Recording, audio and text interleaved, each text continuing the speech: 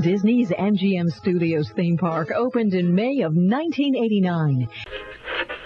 Hollywood, 1939. Amid the glitz and the glitter of a bustling young movie town at the height of its golden age.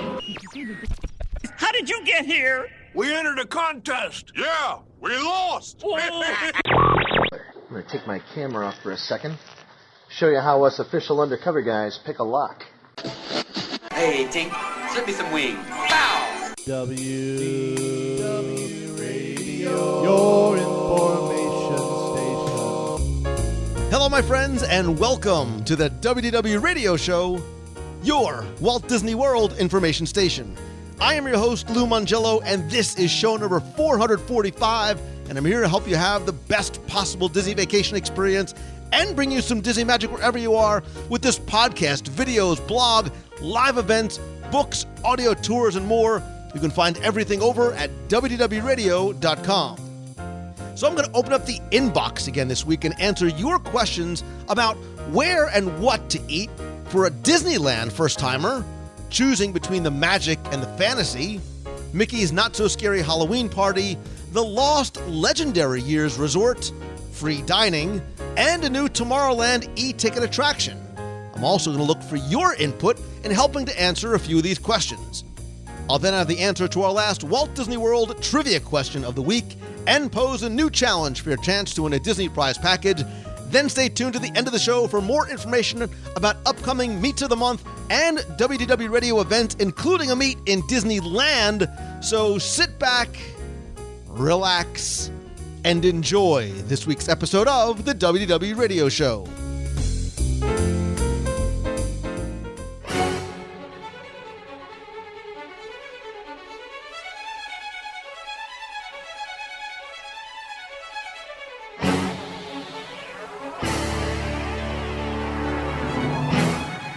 Every week for the past nearly 11 years, I've put out the show in an effort to help you enhance your enjoyment and appreciation of Walt Disney World with a mix of content in a variety of mediums and really through a very wide spectrum of topics too, because I want to not only connect you to the Disney experiences when you can't get there, but I want to help make your next trip even more memorable and special. And one of my favorite ways is by helping you individually by answering your questions, because I know that the answers might help and even inspire others. So I'm going to open up the inbox again this week to answer your questions. If you have a question you want me to answer on the show, you can email me, lou@wdwradio.com. And joining me once again this week is someone who I bring along to share her wit, her wisdom, and hopefully some of her food. She is, of course, she's the Scarlet Witch to my Quicksilver, the Wasp to my Ant-Man, and the Gamora to my Star-Lord. She has no idea who any of those people are, but she is, of course, Becky Mankin from MEI and MouseFanTravel.com. Wait a minute. I don't know who any of those people are? Probably not. You may know Scarlet. Come on, you may know Scarlet Witch.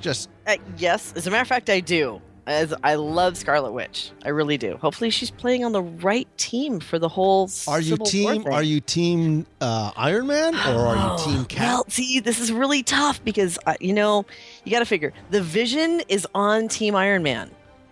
That you can't really beat that guy, right? And the Hulk is totally out of the whole thing. So, are you reading Wikipedia right now? Is that how you're keeping up?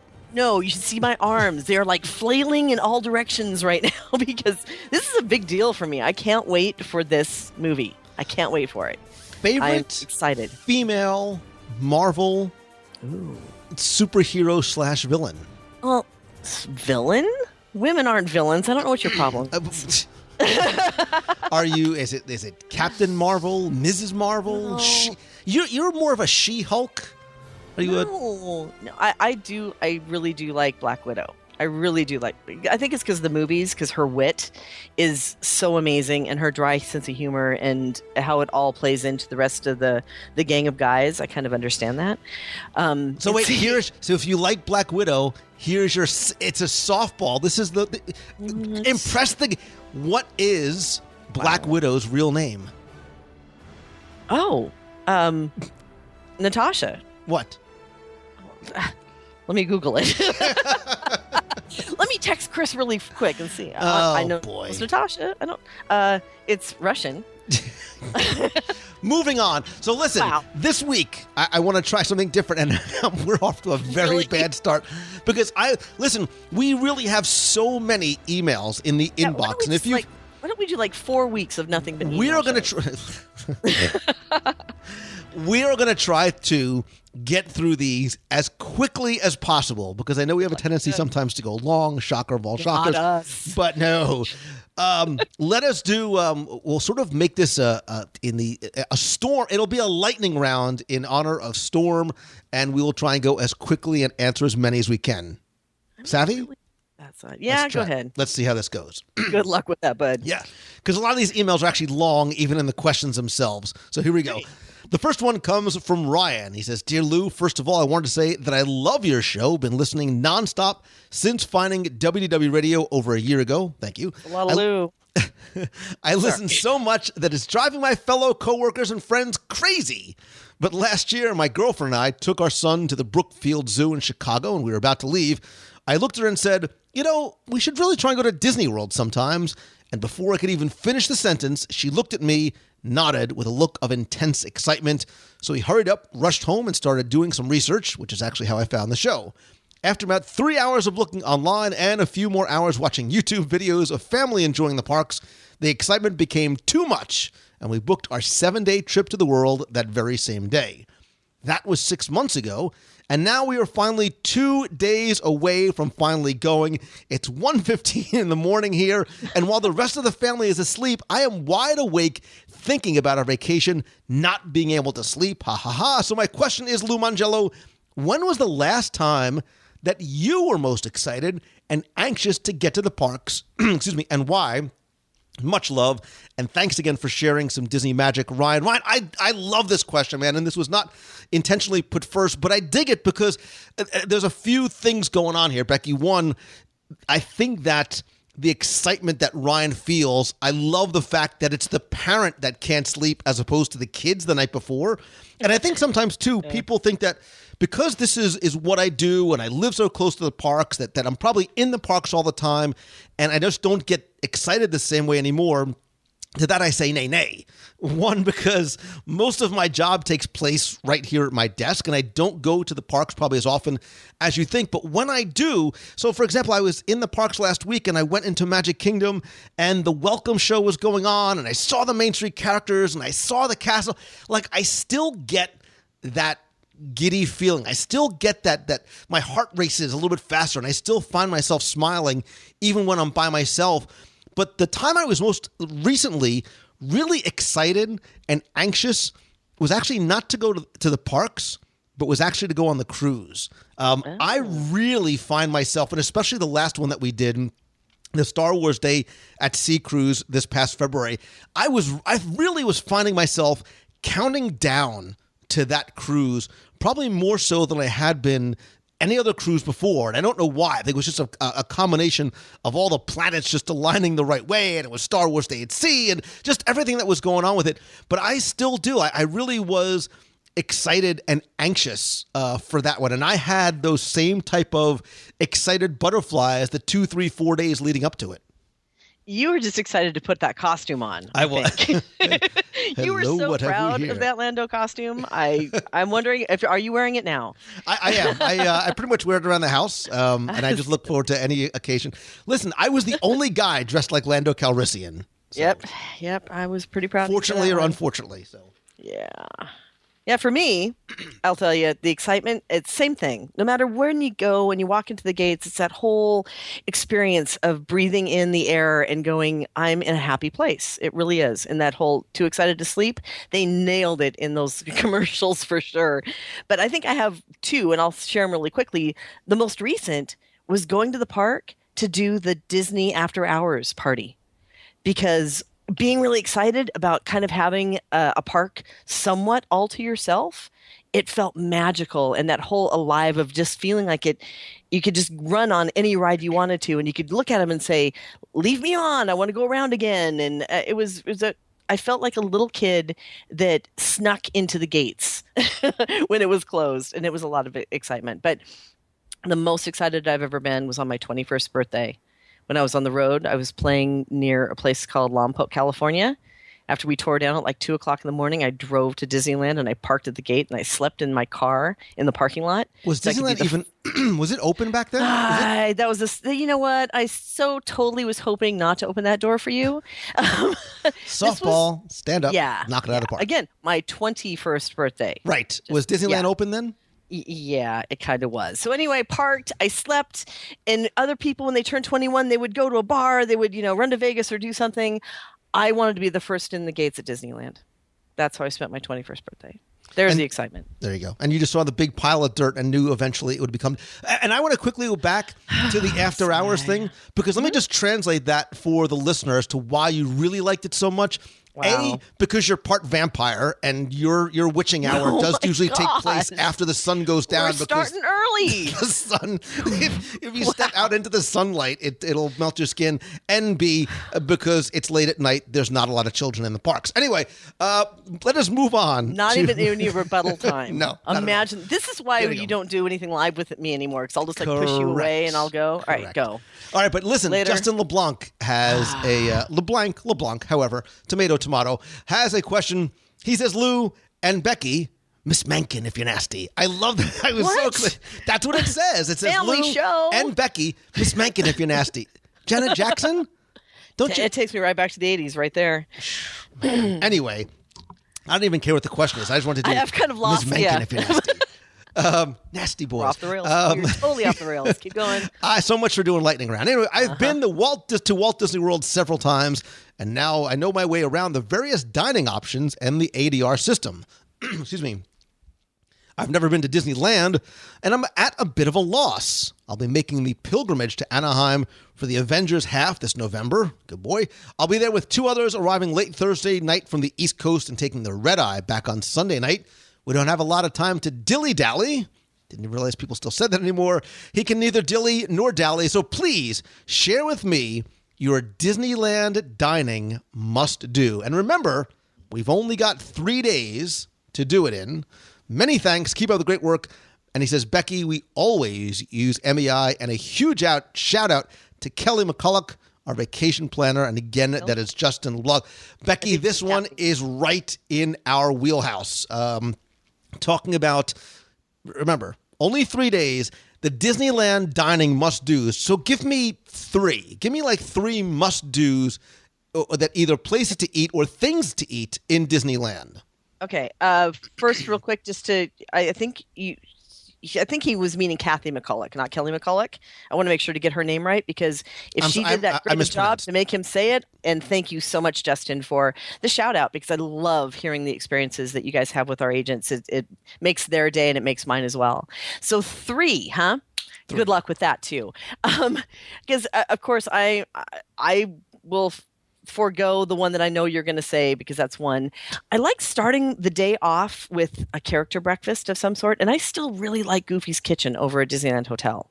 I know that there's a character breakfast in the park, and that's great, but there's something about being able to get a peanut butter and jelly pizza for breakfast at Goofy's Kitchen is amazing to me. On the more fancier side, the Blue Bayou, which has that Cajun spice, yummy New Orleans feel to it, but that's the one that you're in the dark and you're watching the boats slowly sail by before they go take their Pirates of the Caribbean turn. And I just love sitting there and having the ambiance in that room. It's amazing. The other thing I like, well, there's 2 others. I'm sorry, I got to do this. Cafe Orleans that has that Monte Cristo sandwich that I hate you so much. Sorry, I left the one alone that I know I'm going to comment on later.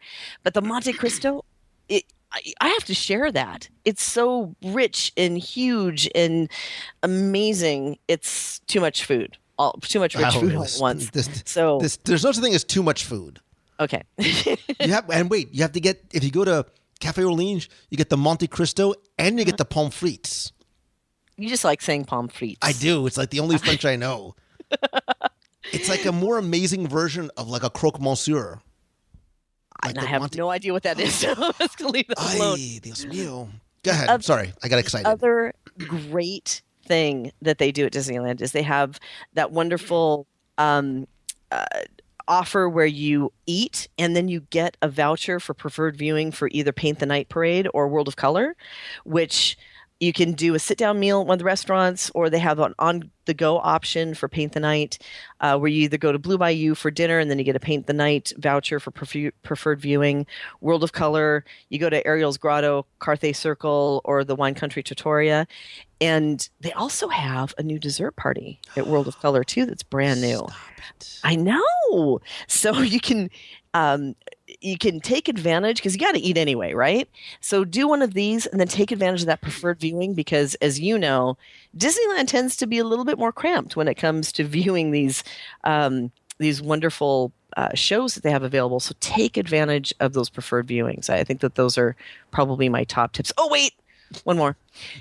Downtown Disney, don't forget, it's right there. It's within walking distance. You can easily leave outside of the park and go have a meal, have lunch, have dinner. And there's a ton of great places there, too. I know that Tortilla Joe's, House of Blues, I know that you love Jazz Kitchen. We've been there a lot. I think a lot of people that haven't done Disneyland a lot kind of think of it in Disney World terms. You have to get on a bus to get down there, when in fact, everything is right there within walking distance. So there's great places to eat in downtown Disney. Catal. God, I love Catal. Such a great place in downtown Disney. So lots of options. So this doesn't count as my first one, but I want to sort of wrap a lot of yours all into one, because I think, and again, we're thinking Disneyland dining for first timers. So let's sort of keep in the New Orleans flair. I think Cafe Orleans, the Blue Bayou, and Ralph Brennan's Jazz Kitchen all give you a really nice sense of, you literally can go there for breakfast, lunch, and dinner, those three restaurants, and have an amazing, amazing meal. I think the theming is great. I think the food is excellent.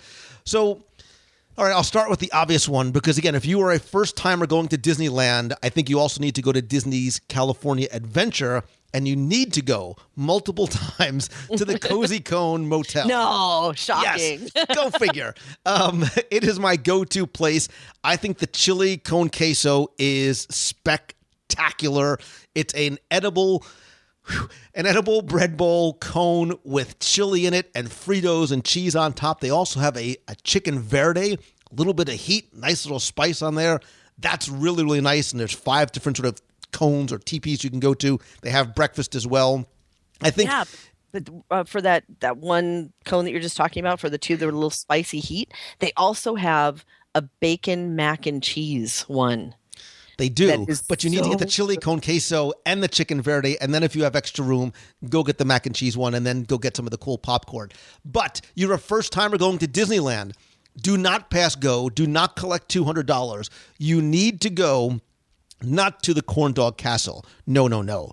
You need to go to Main Street, USA, where it all began, Becky Mankin, and you need to have a corn dog right on Main Street from the Little Red Wagon. Like, that is, I think, a quintessential Disneyland meal. And you might say, come on, Mangello, I've had corn dogs before, not like this. I think it is definitely something, a place you need to go and something that you need to try. Whew. Now I'm confused because there's like 18 other things that I want to recommend and places to go. I'll give one more. You know what? Wow. I know. I'm so excited that I'm confusing myself. What I'm thinking is, in your brain is like going so fast about food, and you're trying to book your airline ticket to Disneyland all over right now because you're thinking about a cozy cone. I'm still thinking back to, and I'm back to New Orleans again, to New Orleans Square. Wow. The first thing I ever ate there was one of the bread bowls at the Royal Street Veranda. Really? That was the very first thing I ever ate. So maybe it's a bit of nostalgia. Maybe it's a bit of the flavor. But I really, really like that. But I'll give you maybe one other, a Disneyland dining must-do. Gosh, that's hard. You know what? It's rare for you to be short of words. Well, because I'm thinking Plaza Inn. I'm thinking Storyteller Cafe, but I'm trying to really think of like real quintessential Disneyland. You know what? I think you need to eat at the Plaza Inn. I think the Plaza Inn is a must-do Disneyland. Well, let me throw this restaurant. at you. What about Carnation Cafe? Yeah, Because you did that's been there forever and ever and ever. And you want to talk about quintessential Disneyland. It's right there on Main Street, and you can sit outside and you can watch the atmosphere go. And one of the longest running cast members ever still works there. And you could talk to him about Walt. Wait, I have one more. Why don't we just go down the so list much at for this point? Lightning Yeah. Because one of my favorite. Oh gosh, you know what? Chimichanga. You got to get a chimichanga in the hub. Yes, I forgot love about me those. Oh, and then when you're done with that, you can wash it down with the chili lime grilled corn. That's really good too. So thank Jeremy for that addiction. I had never had one of those chimichangas, and we had one on one of the last trips when we were there, and now we have to have one. Okay. I know I'm hungry for chimichanga. Okay. All right. So, but I want you, the listener, I need you to help Justin and us out. What is one thing? For a first-time visitor to Disneyland, what is the one place or one thing that you need to eat? Call the voicemail. Let me hear it, man. 407-900-931. Or you can comment in the show notes over at WDWRadio.com or tweet me at Lou Mongello. All right, we need to move on because so much for this being fast. Steven from Houston says, "Hey, Lou and Becky, I have a secret Walt Disney World trip planned to surprise my wife, Jamie. Jamie, don't listen. On your 40th birthday, well, only the details are secret as United immediately spoiled the plane flight due to her frequent flyer account. Wah, wah, wah. Lesson learned. Anyway, it'll be a quick pop-in visit. We have arrived Friday, staying in a Lakeview studio at the Polynesian Villas through Sunday. I'm not planning on buying park tickets. I just want to enjoy the resort and the world in general, unless we can't resist the urge to see the new Star Tours update. I have booked Artist Point for Friday dinner and Narcoossee's for Saturday dinner, both of which are new experiences for us. I originally tried to book the chef's table at Victoria and Albert's, only to learn that it's planned to be down while we're there. I was put on the wait list both nights in case they opened up, but I also heard that the Queen Victoria room is an option and made reservations for that instead of Artist Point. Anyway, this is a very long way to go for the question. In the unlikely event the chef's table becomes available, would you make the jump from the Queen Victoria room? I'm already trying not to think about the price tag of either. I'm sure between Lou's food obsession and Becky's extravagances, hey, he wrote it, not me. Research. You'll have an opinion. Purposes. Gotta experience it to talk about it. Smiley face, keep living the dream. Stephen from Houston. All right, so this was a very circuitous way to say, look, he's going to the Queen Victoria room at Victoria and Albert's, but if the chef's table happens to open up, is it worth making the jump? Yes. Yes. No question. It's at last I had priced it. I think that the chef's table is $250 per person. But they have one table that seats up to 10. But I would say from the experiences that I've had there, maybe a 4 to 6 people is actually a nice round number for that back area. But it's a 13 to 14 course meal that you have to take a break. There's like an intermission time because there's so much food and it's amazing. The Queen's Room is still a wonderful experience as well. And I think it's about $210 per person as of the last time that I priced it. That has, I think, 4 tables in the room with a 10-course meal. So both are amazing experiences. You can't go wrong with any meal at V&A. But if you have an opportunity to jump up, especially for something as special as a 40th birthday, I think that it's a no-brainer. Yeah, I think so too, especially because it's a relatively de minimis number between the Victoria room and the chef's table. Stephen, this birthday only comes once, and brother, let me help you out a little bit here. It's not her 40th birthday. It's the second anniversary of her 20th birthday. If you get that right, you'll win some points with Jamie. But yeah, I think if you're able to do chef's table, it is one of those. I think really, Becky, probably a once in a lifetime, maybe twice in a lifetime type experience. So if you can get it, take it. Yeah, and it's so odd though. Remember, they like escort you to the bathroom so you don't trip on things. It's such an amazing upscale experience, and to be in the kitchen to see everything go, and it's really amazing to see how much food is being prepped in there and how it runs almost silently. there's no one, everybody kind of reads each other's minds, and it's an amazing thing to experience and watch these masters at their craft of making these meals. Even just for that, to have that ringside seat at the kitchen is worth going up to the chef's table if you can. Yeah, and Stephen, just a couple of bits of advice. The Victorian Alberts, I love dressing for dinner. This is really one of those places you can and should do it. I'm sure your wife you'll either maybe go out and buy her a new dress, or she'll buy a new dress for it. If you're going to buy something new, make sure you get the pants that have the elastic waists. Because what? I'm serious. You're Steven, right. I'm serious, Ed. It's because a you're going to need it. 14-course meal. It's no joke. And when Becky says they escort you to the bathroom, that they like roll you down like Violet Beauregard because you're like a giant big blueberry. So, all right. Moving on. Next one comes from Pastor Mike. So be nice, Becky, from Sevierville, Tennessee. He says, Lou, I know you've touched on the cruise ships some in the past. My wife and I have honeymooned at Walt Disney World for 10 days, and we took an anniversary trip on the Fantasy 7-night Eastern Caribbean. Love it. In our quest to take new adventures together, we'd like to go to Disneyland, never been, or take a different Disney Cruise Line itinerary or ship. We have the option to either do the Disney Magic or Fantasy on Western Caribbean for our 3rd anniversary next year. Would we be disappointed in the Magic, having experienced the Fantasy and all it has to offer? Or would you suggest taking the trip to Disneyland instead, likely 3 or 4 days? I promise we won't hold you completely accountable for the coming trip if we don't like it. Smiley face winky. We would love to hear from someone who has some experiences on the matter. Thanks for all you do. P.S. Come to the mountains sometime. We'll get you tickets to Dollywood. It's not the same, I know, but please come visit. That is from Pastor Mike. So again, the question, Becky, is do they do the Magic? Do they do Western on the Fantasy? Or go to Disneyland? Pastor Mike, I'm going to give you my opinion first, and this may surprise you. I'm going to tell you to take the Magic.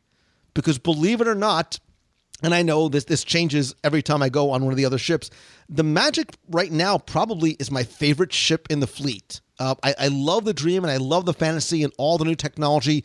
The Magic has been reimagined. I love the new additions that they've brought in there to the general areas, the stateroom, the adults areas, the kids clubs, the pool area, and I also like the size of that ship. We just came off the Wonder last year to Alaska, which is something you've got to do for your 4th anniversary.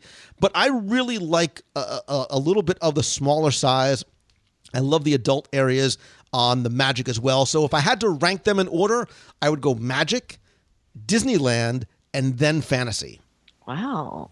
That's interesting that you took that turn. I love the Magic because it does have great features that now it's been reimagined for sure. And I really enjoy the coziness of the smaller ships. Did you say cozy cone? I'm sorry. No. I'm sorry. Coziness. Oh, sorry. Gosh, this is going to be on your brain now for a while, isn't it? I'm just going to start texting you pictures. Everybody start texting pictures of cozy cones to Lou. I think between the Magic and the Fantasy, it comes down to the itinerary, because obviously if it's going to places that are different on the Magic, you want to look at the itinerary. Between the two, it's a hard choice when it comes to Magic and Fantasy, because I like the coziness of the smaller ships. I do also enjoy all the nooks and crannies that you can hide and the technology and the things that you can do on the Fantasy as well. So it's a hard choice. I think for me, between the two, it would come down to what the itinerary was. But then you put Disneyland in the mix, and it's a whole different experience than if you were going to cruise. So choosing between the three, then that becomes a whole different question. Like, are you looking for the relaxation of a cruise on this trip versus the more energetic atmosphere of a theme park? I guess I'd have to ask more questions to make an actual big recommendation. But if neither of those really mattered, I might go cruise than Disneyland if you're looking for more of a relaxing atmosphere, because it looks like it's more of a romantic trip than not. But it's hard not to. I'm doing the Libra thing. I'm calling it and just saying 50-50, take a choice, because all of our great experiences, I can't pick one over the other. So your answer is not answering the question. Pretty much. Okay. You're a big help. Kind of like when you and I talk, and I have questions for you. Big help. And listen, I agree to a certain degree about the itineraries, but I will tell you, and I think you know this especially if you've cruised a number of times before, the itinerary sometimes becomes secondary because, look, I think the big draw in terms of getting off the ship is Castaway Cay, which you hit on any of those cruises, on the Caribbean side of things. Mm-hmm. After that, me personally, I don't get off in Nassau really anymore. We just did the Western Caribbean last year. We only got off in Cozumel, just chose not to get off in Grand Cayman because I love being able to have the ship almost to yourself because so many people are off it and you can really enjoy all the ship has to offer. So for me, it is a little bit less about look, I've said this in the past. I don't care if the ship goes out and just does donuts in the ocean for 7 days and then comes back because it's the ships that I enjoy more so than the excursions. Well, I guess you kind of made my point in a way. Let's say that the magic is going to the deep southern Caribbean, or it's going to ports that you normally wouldn't go to or you've never been to before and you want to, like stopping in San Juan or going over to Aruba or something that is a place that you've wanted to visit, but it's not something you've ever that you've experienced before. That's kind of what I'm saying in terms of looking at the itinerary. But I completely agree with you. When you've been on a cruise and you've been to Nassau a few times and you've been to some of these other places, it does become all about the ship, and that's the destination. And I think the last couple of cruises that I've been on that have been the same itinerary that I've done in the past, I've just kind of waved everybody off the ship and said, had a great time and go do what you're going to do for your shore excursions, and stayed on the ship and enjoyed the emptiness, for the exception of one itinerary that I will always get off the ship, and that's Alaska. Oh, yeah. Alaska's a whole nother... Yeah, it really is. Beast. And at that point, that's all about the itinerary, and whatever ship is going up there, I'm on it. I'm good. Yeah. Whatever cruise you choose, Pastor Mike, I'm going to give you the same advice I gave Stephen a little while ago. Elastic waistbands. Elastic waistbands. Oh, yeah. That's all. Polo. All right. Tommy has a question. He says, "Hey Lou, my wife and 3-year-old are cruising in October out of Port Canaveral on a lot of cruising questions. Of course, they recently announced the Halloween party dates, but for us to move our airline tickets, get a room on property, tickets to the Magic Kingdom, and the Halloween party would be about $600.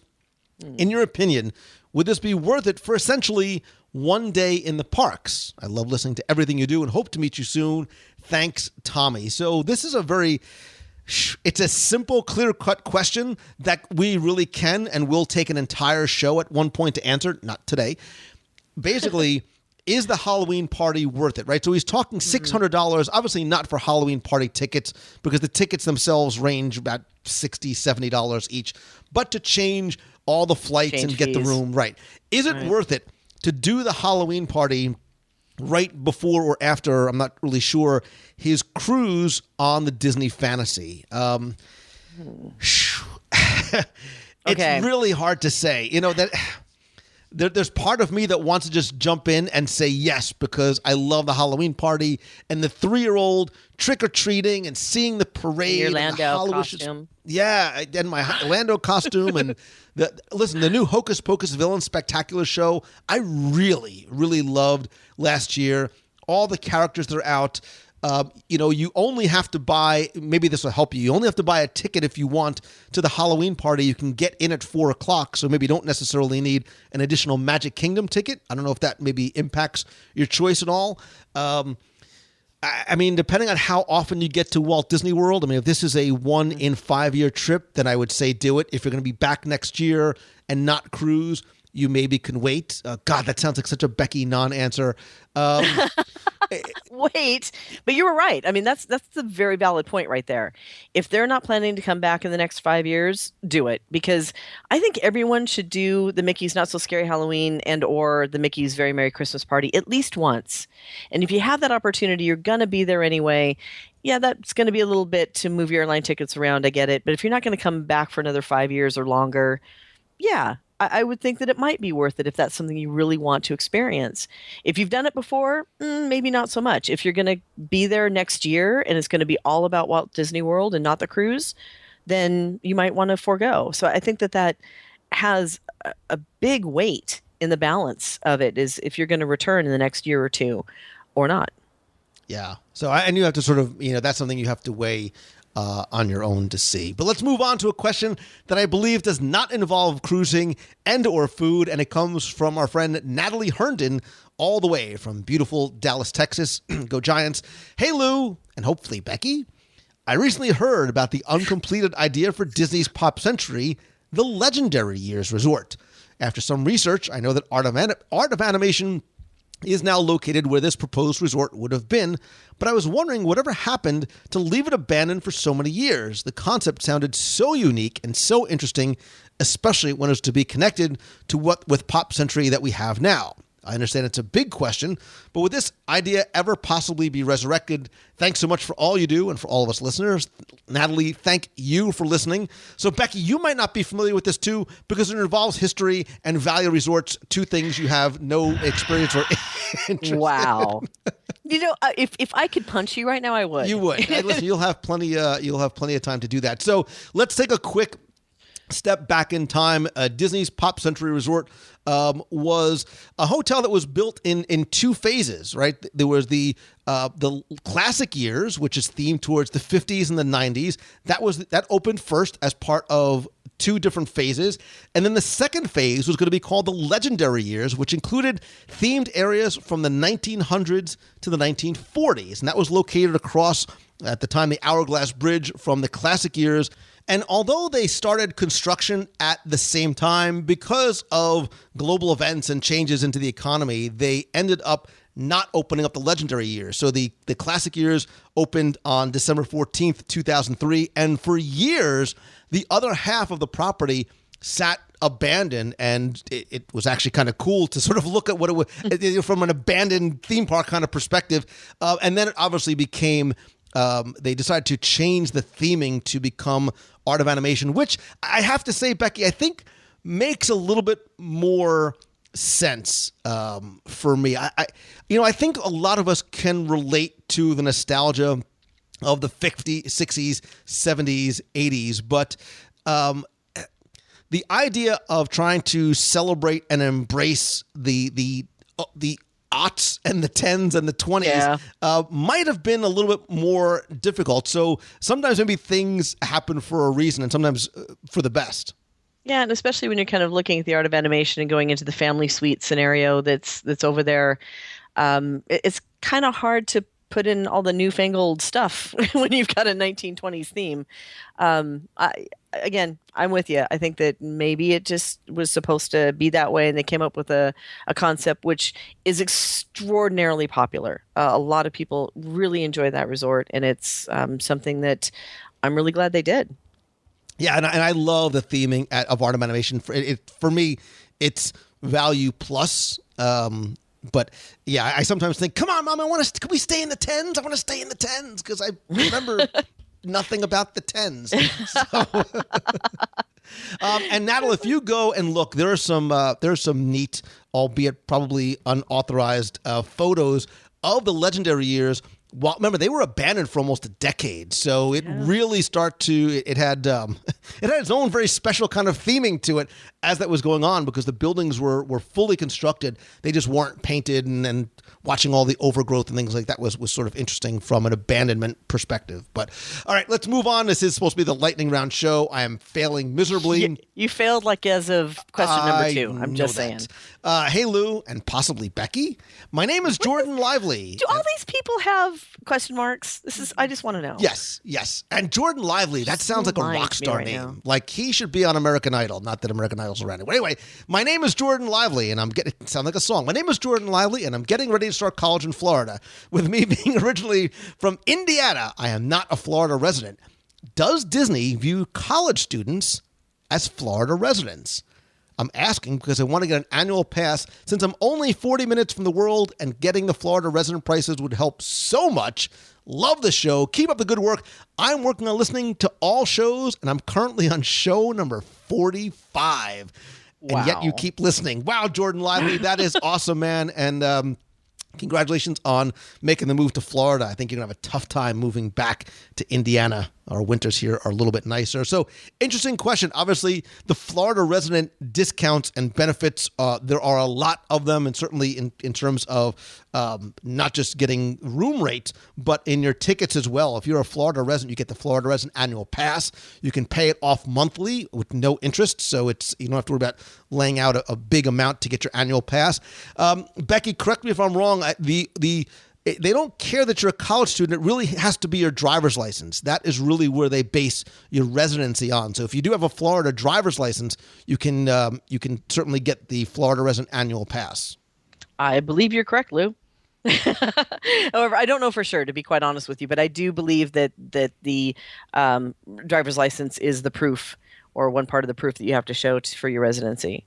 I believe so. Now, if somebody is a college student and they have some sort of special exception for college students, by all means, please let me know. We will definitely correct it on the show. All right, next one, also from Texas, is the wonderful, the amazing Allie Miller from San Antonio, Texas, and also Gibbs. And I say that because she is also one of the many talented bloggers over at WDWRadio.com. Hey, Lou, and with any luck, Becky? Oh, see, that's really nice. There was 11 question marks after that. Anyway, it says, my 3-year-old son is obsessed with the old Disney package films like Fun and Fancy Free, Make Mine Music, and Melody Time. Allie, as if I couldn't love you anymore, you are raising that child right. I am so excited that he enjoys the short musical films, none of which Becky has ever seen or heard of, that she's Googling right now. Nope. But there was one that I remember enjoying a lot that I cannot find anywhere. Do you know of any place I can buy Lambert, the sheepish lion, either on its own or in a compilation? It's such a great story about being who you are and has the best song. I'd really love to share that with my boy. I know you dig the history and the research questions, so I'm hoping that you have a magical resource somewhere that I have not found. Again, that comes from the lovely Allie Miller from Texas. Becky, why don't you take this one? He sounds cute and fluffy. I mean, it's really cute. Lambert, the sheepish sheep. You can't say that. It's hard to say, isn't it? There. Yeah, see, basically, this is for children to learn to speak in diction, right? Is that how that works? Right. I'm so out of this one. All right, so Lambert, the sheepish lion, was cute and cuddly, and he is fluffy. A little lion cub, and he was, and he was it was actually a very, very nice story, and it was a short. It was only about, I think, 7-8 minutes long. It was released in the early 50s, probably 52 or so, and just to sort of synopsize it for you, Becky, Lambert always thought he was a sheep, and then he had to sort of find out who he was and defend the flock, and there's a whole, spoiler alert. Sterling Holloway, Disney legend, was the voice of the narrator and the stork. Dual role. He was also the stork in one of the movie, Dumbo. Very good. Oh. Yeah, there you go. So in terms of where you can find it currently, the only place I know, it was an extra on the 25th anniversary DVD of The Fox and the Hound, like a long time ago. I think they showed it during when The Lion King was released. They showed it as sort of a short, like they used to show, but I don't believe you can find that currently. You can find, I'm sure you can find it online, but I'm sure I haven't seen it necessarily as part of a compilation or a Walt Disney Treasures DVD set. Doesn't eBay have everything? eBay does have everything. If Amazon doesn't, eBay does. Those are like the two go-to places, right, for this kind of stuff? Pretty much. Okay, good. So, now I feel like I know something. So, a little bit of trivia for you. Oh boy, here we go. Lambert the Sheepish Lion was the favorite cartoon of Emperor Hirohito of Japan, and Disney actually gave him an original print of the film as a gift. Wow. See that? Google has a lot of information, doesn't it? It's just let me tell you, if you ask Jeeves, he'll tell you anything. Next question. Oh my gosh, we're running so long. We have to keep going. Andrew Zornoba. I hope I pronounced your name correctly because there's C's and Z's and all kinds of stuff in there. Hello, Lou. Thank you for taking the time to read my letter. My family is interested in scheduling a trip to Walt Disney World in October. Wait, 9 is September or October. I have heard a talk that Walt Disney World may be moving away from free dining. Oh, the humanity normally offered around this time. Can you offer any insight? We are grateful for your podcast, which you'll all find entertaining and informative. Please keep up the great work. Andrew Zornoba, thank you so much. Andrew, timing is everything because Disney actually just released free dining. And Becky, this traditionally is something that they continue to do for the fall season, correct? For now, yes. And they tweak it every year. So I think what they do is when they kind of start approaching the marketing season, they look at how many rooms are currently booked at the resorts. Because if it's booked full, in their business minds, why do they need to run promotions? And you'll also see that while it has been released, and right now there are very cut and dry dates. So from August 23rd to October 1st, most dates, not all, November 15th to November 21st, November 26th to November 28th, and the December 10th to December 21st. Those are the windows of opportunity for free dine. You have to book by July 8th, I think, to get this.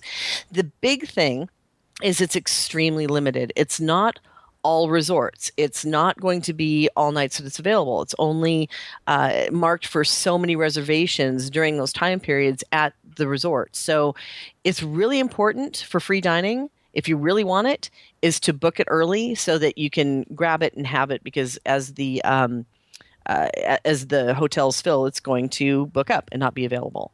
But one thing I really want you to keep in mind, and this goes for anybody when you're looking at these offers, sometimes free dining isn't the best offer out there.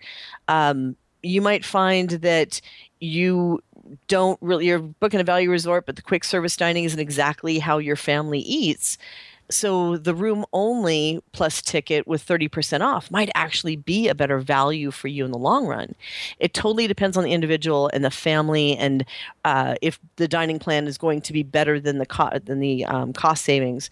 So you kind of have to look at everything that's available out there and weigh it, which is why obviously self-promotion is a great idea, to have a vacation planner in your corner to look at all of the options, weigh them out, talk with you about the pros and cons, and let you decide which is going to be the best offer in the long run.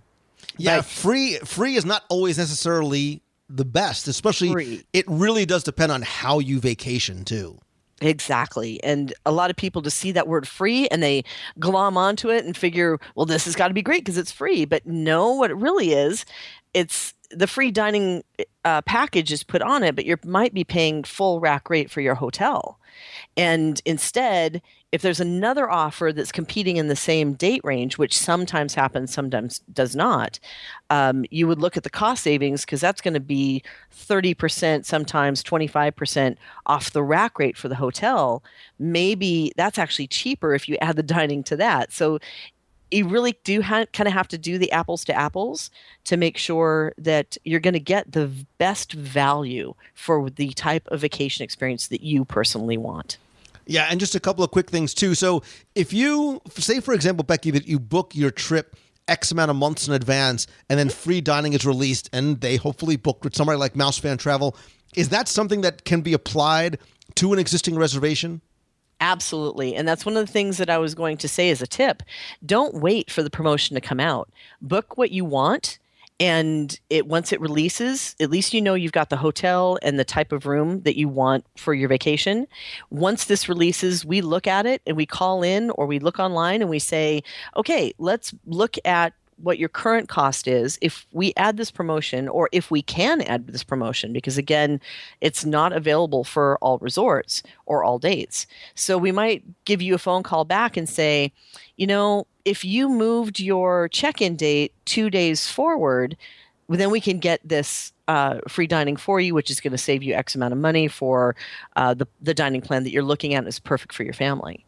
So it can be applied as long as it's within their date ranges and it's available, and that the resort that you're currently booked in is going to participate in the promo.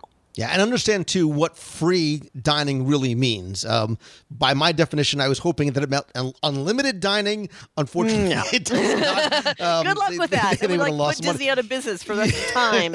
Oh, my God. If Lou Mangello had unlimited free dining, that would just be, I would just sit at Morimoto. Over the news, I could see it now that, Disneyland doesn't get Star Wars Land because Lou had free dining. And one of the things you got to keep in mind, like you said, when you book a value resort, you get the quick service dining plan for free. So it's not like the full-blown dining plan. If you're booking a value resort, you get the quick service plan, which is, again, sometimes people don't eat that way. And so that quick service plan may not be the best value for them. If you book a moderate, deluxe, or a villa property, then you get the regular Disney dining plan for free. So there are those pieces that kind of come into play. And just as an FYI, usually this is true for most of these types of offers. The properties that are most in demand at the time of the offer aren't included. Like, for example, this particular offer excludes campsites, the 3-bedroom villas, Art of Animation Resort, which the Little Mermaid rooms within the Art of Animation, the bungalows at Disney's Polynesian Villas and Bungalows. Those are not part of this offer. So if you're booked in one of those, you automatically need to think, if it can't be applied, and do I keep the current promotion that I have, or do I, move resorts so that I can get this free dining plan? Yeah, and look, the long answer to this short question is that you need to do your research. You need to sort of be very well informed and well versed and sort of weigh the pros and cons and balance. And look, this is where, and I don't mean to sound like a shameless plug for you, but it is where having a travel agent who has experience with this and the trends and how to best use the promotions when they come available really comes into play. And now this is a shameless plug because Mouse Fan Travel does that. You can call Becky at home on her cell phone like 18 times a day, and it's free. It doesn't matter how many times you call, but it is. I mean, the services that you provide are free. So take advantage. Do me a favor. Take advantage of Becky as much as you can and call her as often as you can, because I think the more informed you are, the better off that you will be. Don't just necessarily jump on it because it says free dining. All right, so knowledge is power when exactly. it comes to this type of stuff. And knowledge with great power comes great responsibility. And lots of food. Excelsior. All right, so last question because we ran long and I stink at this lightning round stuff. All right, this one comes from Matt H. He says, "Hey Lou, I recently started listening to your podcast. Wish I had gotten into podcasts years ago. I'm going through some of your old episodes, catching up on all the things I've missed over the years. And I had a question about a rumor you mentioned on episode 30 from September of 2007. No. Uh-oh. You reported on an e-ticket attraction coming to Tomorrowland, but you didn't say much about it. So it got me wondering, and I did some digging, but I can't find anything that might fit in that time frame. I'm hoping that since it's over 8 years later, you might not be sworn to secrecy anymore. Whatever became of this, what was supposed to be, was it built elsewhere? My apologies if you explained this on a later episode and I missed it. Love the show. Thanks, Matt H. I know exactly what this was.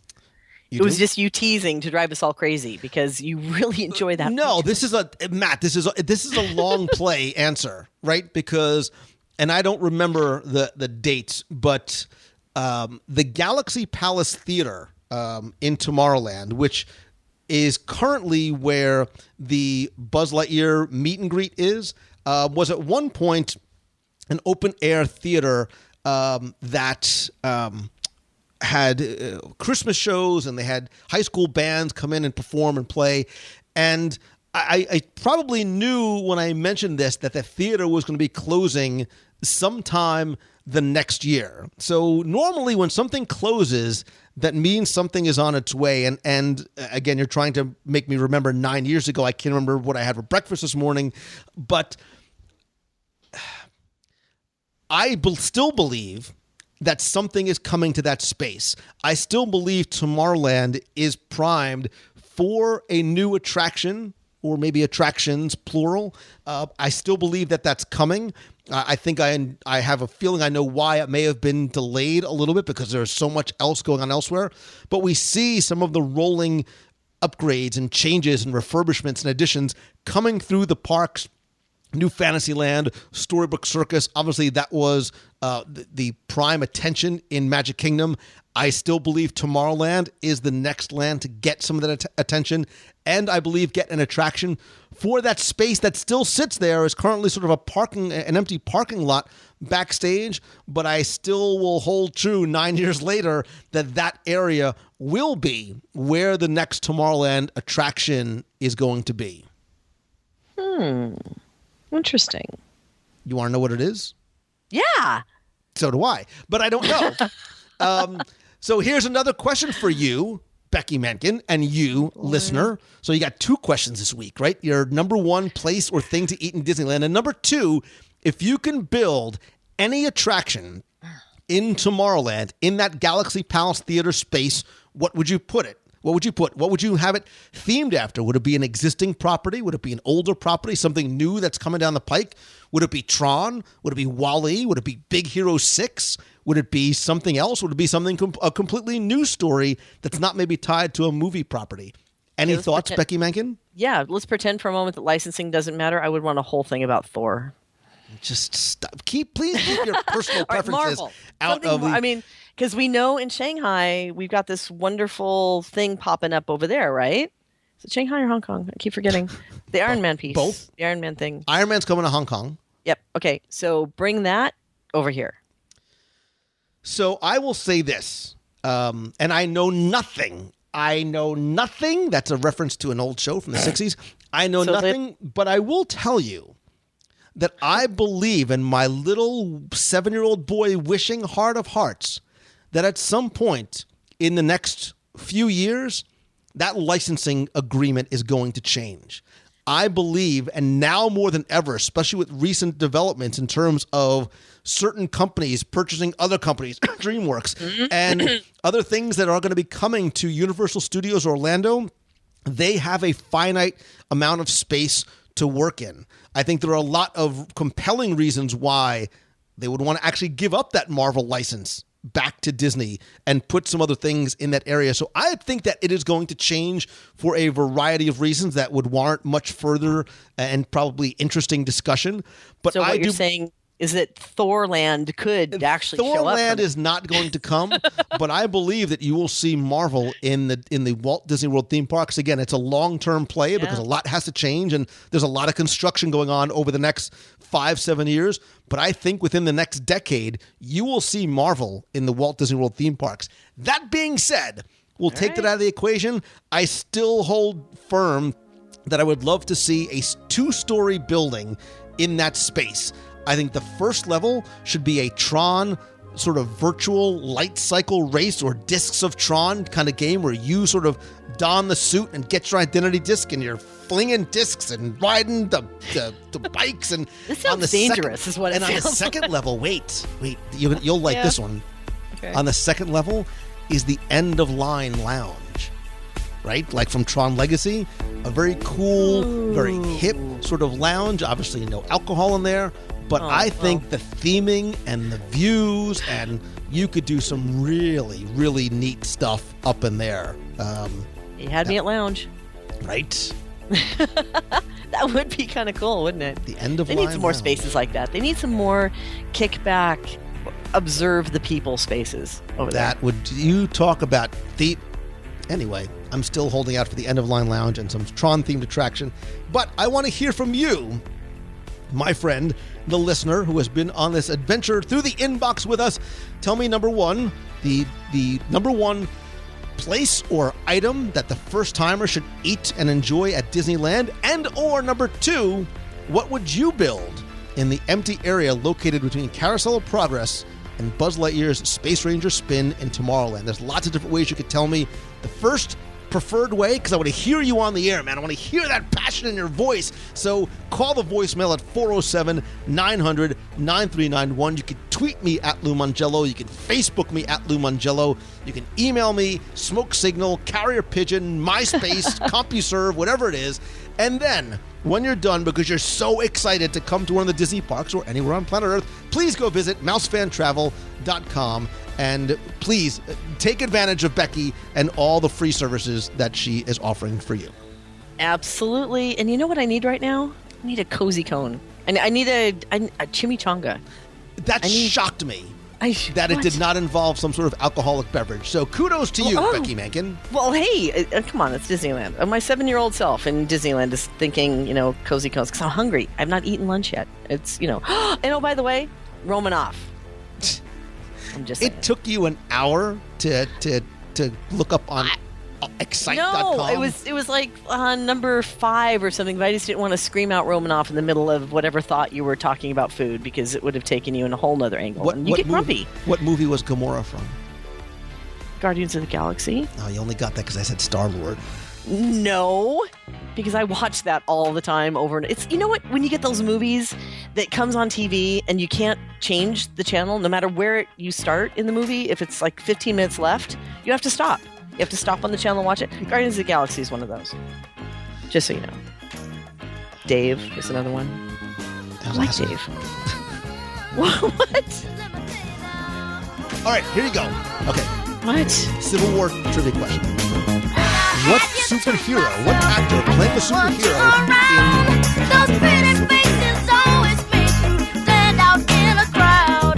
But someone picked you from the bunch. One glance was all it took. Now it's much too late for me to take a second look.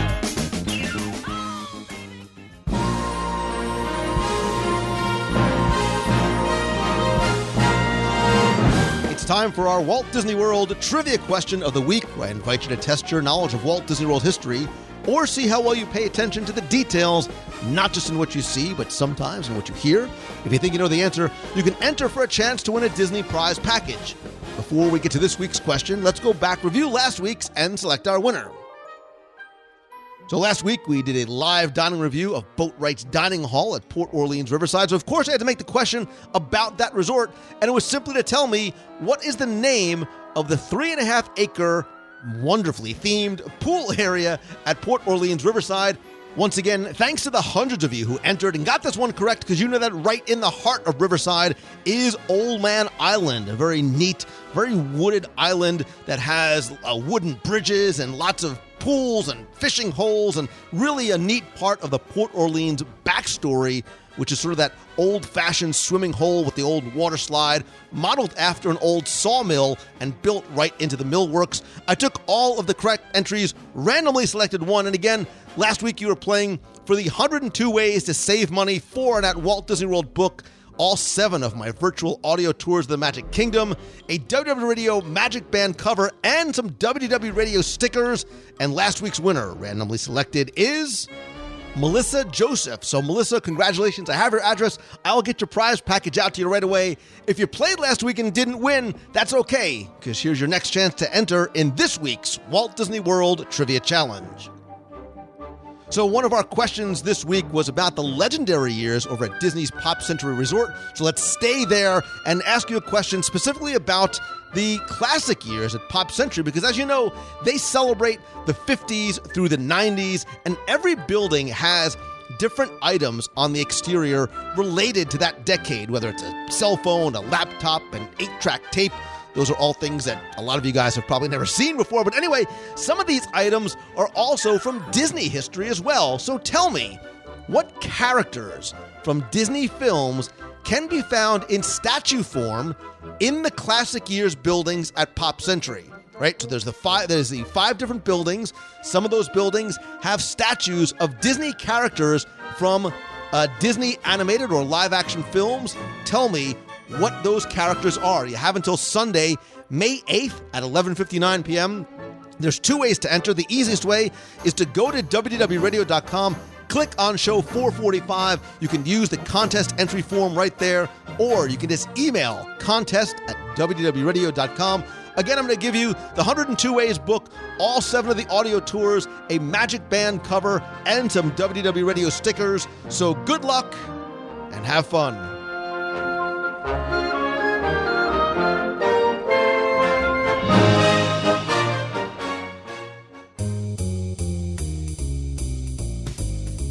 That's going to do it for this week's show. Thank you again so much for taking the time to tune in this and every week. I really do appreciate you spending some of your time with me.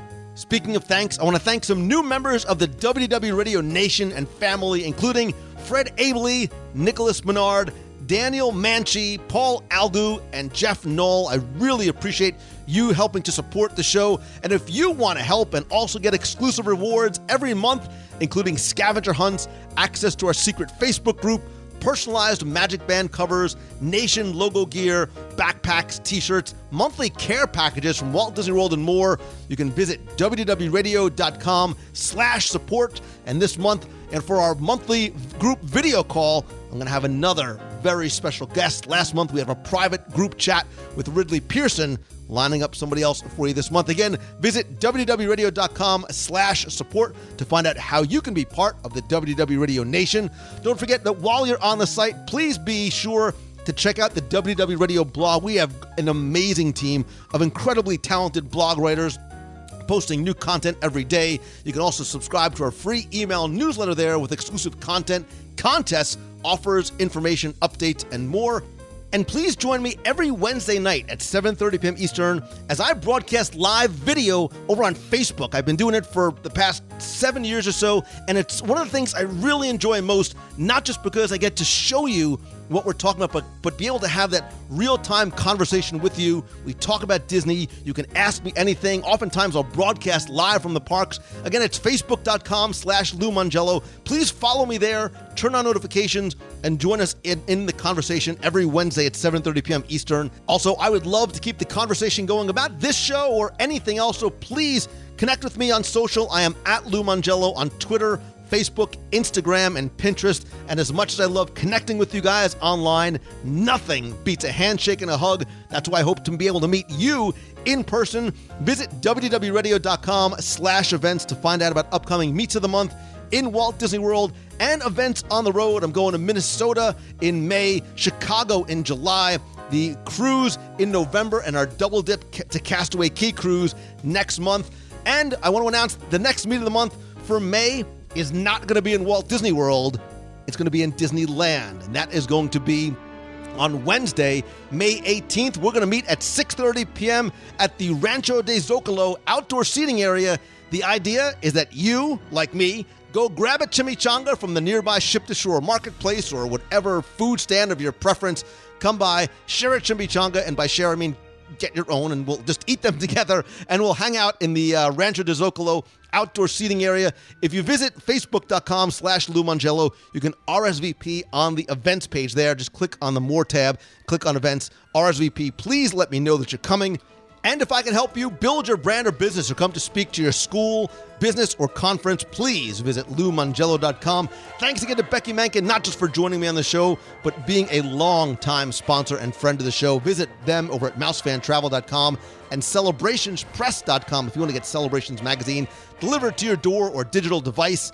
And as always, my friends, and you are my friends, whether we have met yet or not, all I ask is that if you like the show, please help spread the word.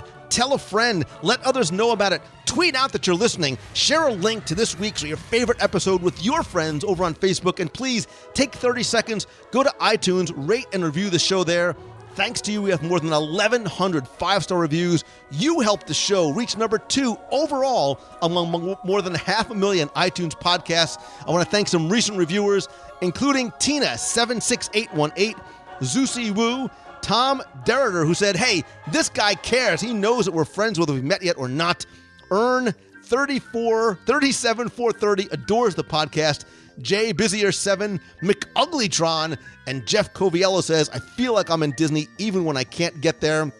Thank you guys so much, and all the other recent reviewers. If you want to rate and review the show, visit wdwradio.com/iTunes. It'll give you instructions and a link over to iTunes, or just do a search for WDW Radio over in iTunes. And finally, and most importantly, I need to thank you again. You allow me and inspire me to do what I do, and I'm so grateful for the life that you give me. And to that point, remember, a life is what we live, but your legacy, right? Start thinking about your legacy, because that's what you leave behind, and you decide what your legacy will be, because everything that you do today is going to impact the legacy you're going to leave behind tomorrow. So create more and give more and inspire others more. And I hope that you have the most amazing week of your life ever. Thank you so, so very much. So until next time, See ya. Lou, Brian Reynolds here from 2 Cups of Magic. Just listened to your most recent episode about the extinct things at Walt Disney World other than attractions. The one thing I can't believe you didn't mention is the hot nacho cheese over at Cosmic Rays, and I believe it was at Pecos Bills before that. That was one of my favorite things there. Either one of those restaurants, as silly as it sounds, you could put that nacho cheese on anything, and it would make it amazing, especially the fries. You dip some pickles in it, some tomatoes, some lettuce. You cover anything in cheese, and it makes it better. But I can't believe you guys didn't cover that. But great episode. Love the episode. Thanks for everything you do. Thanks for the encouragement. It's because of people like you and podcasters like you that I do what I do, and that I'm chasing after my own dreams and ambitions. So thank you, Lou, for everything that you do. Keep up the good work, and I hope to see you soon at Walt Disney World. Have a great day. Have a great year. Bye. Hi, Lou. This is Palmer Muntz. I'm calling from out in Vancouver, Washington, about your Extinct Attractions podcast, which I really enjoyed, and wanted to throw a couple of things back at you. One thing I really miss from Walt Disney World is the old Diamond Horseshoe Review, because you could go in there, grab an inexpensive lunch pretty quickly, eat in air-conditioned comfort, and they'd put on an amazing show for your family that involved the kids and everything. And that was just one of my favorite things and was probably one of the best values in the whole Magic Kingdom. So I'm bummed that that has gone away and is no longer available. The other thing I wanted to mention is I'm actually a Disneyland guy when I was a kid. And there are 2 things that I really miss from there. One is back when you had the ticket books, and they were transitioning and testing out the passport idea. Nothing was better than going to Disneyland when everyone else had ticket books and you had a passport, and so you could go on any ride you wanted as often as you wanted. And it seemed like the lines were shorter, and you just felt like you were royalty. And then another little thing from Disneyland that I remember fondly was they used to have these big phone booths, probably could accommodate a family, 4, 5, 6 people, and you could go in there and you could make free long-distance calls, if I remember correctly, anywhere in the country. And it was so much fun. First of all, long-distance phone calls were really expensive back then.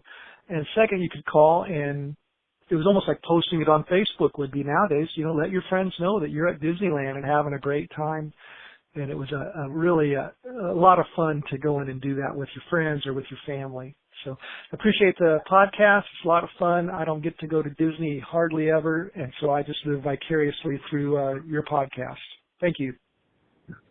Hey, Lou. This is Mark from Georgia. I just listened to your podcast about favorite resort lobbies at Disney World, and I wanted to tell you about my favorite lobby. And it's not exactly a Disney resort, but it is a Disney hotel. As a matter of fact, it's one of their oldest hotels, probably their very oldest hotel.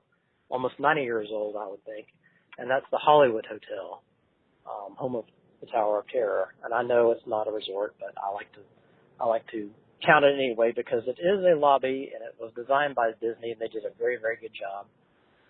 Sometimes I've been in there before where I've been in line, and the line just feels a little bit too rushed in there. Even when it's moving slow, I like to look around. Sometimes I just let people go beside me. And while I kind of enjoy the decor there, it's very, very cool. They did a great job. So that's one of my favorites. Just want to let you know. Thanks. Bye-bye. Hello, Lulu. This is Ben Barlow out in Las Vegas. I listened to your Top 10 Disney Resort Lobbies podcast. Always love those Top 10s, and this time just had to share. My favorite lobby has to be the Wilderness Lodge. It may have something to do with the dichotomy of it. When a resort lobby is so huge, so grand, so awe-inspiring, the last word you would think could describe it as cozy, but somehow it still works for me. As magnificent as it is in there because of all the wood, all those gorgeous timbers, it's also warm and inviting. I can wear that lobby like a blanket, like a flannel quilt my grandmother made.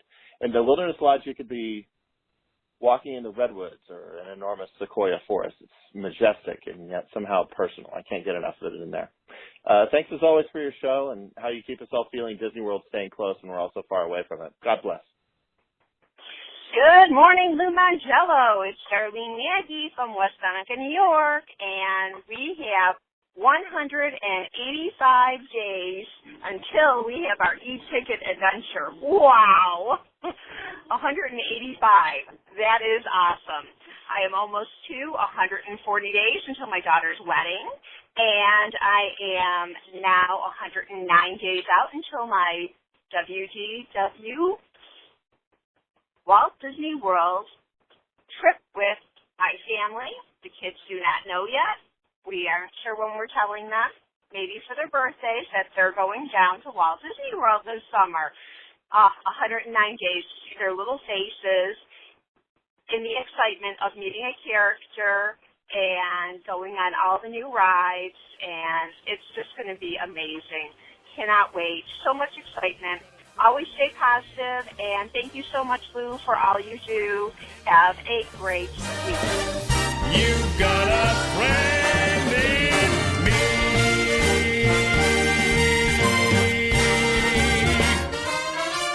me. Yeah.